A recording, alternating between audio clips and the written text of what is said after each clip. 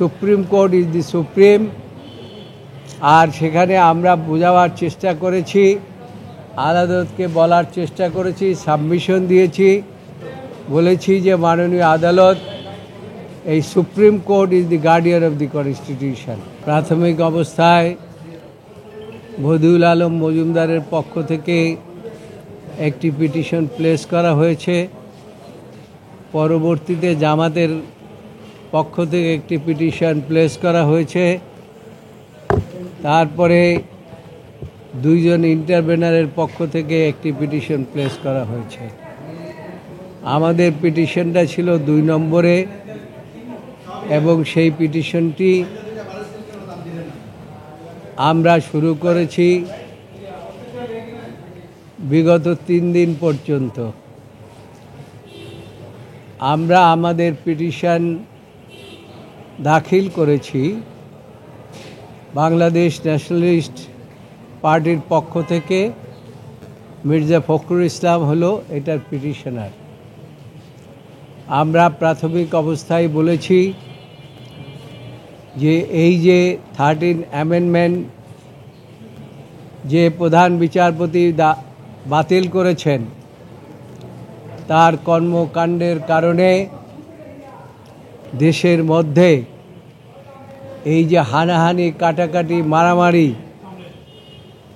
এবং দিনের ভোট রাতে হয়েছে এবং কোনো ভোটই হয়নি, এই সব কিছুর মূলে দায়ী হচ্ছে জনাব খায়রুল হক। এবং সেই খায়রুল হক কীভাবে দায়ী, সেই বিষয়টি আমরা আদালতের সামনে তুলে ধরেছি। প্রাথমিকভাবে বলেছি যে খায়রুল হক দেশের সর্বোচ্চ আদালতকে রাজনৈতিক উদ্দেশ্যে ব্যবহার করেছেন। বিচার বিভাগের আপিল বিভাগ হচ্ছে সর্বোচ্চ আদালত।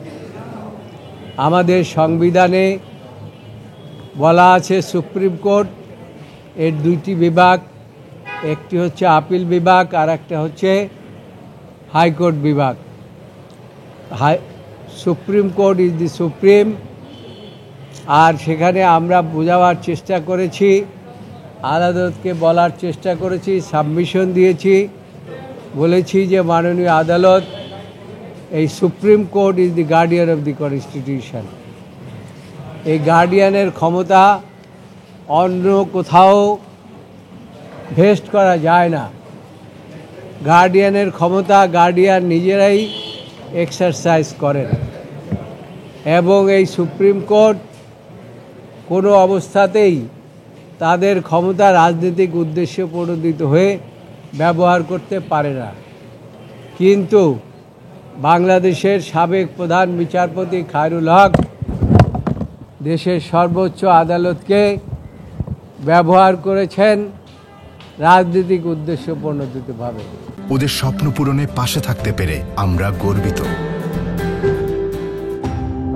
এবং তার এই ব্যবহারের কারণেই যত হানাহানি, কাটাকাটি, মারামারি এবং আজকে ভোট নিয়ে যে অনিশ্চয়তা, সব কিছুর মূলে হচ্ছে খায়রুল হক। কাজেই আমরা বলেছি যে খায়রুল হকের এই জাজমেন্ট কোনো অবস্থাতেই থাকতে পারে না।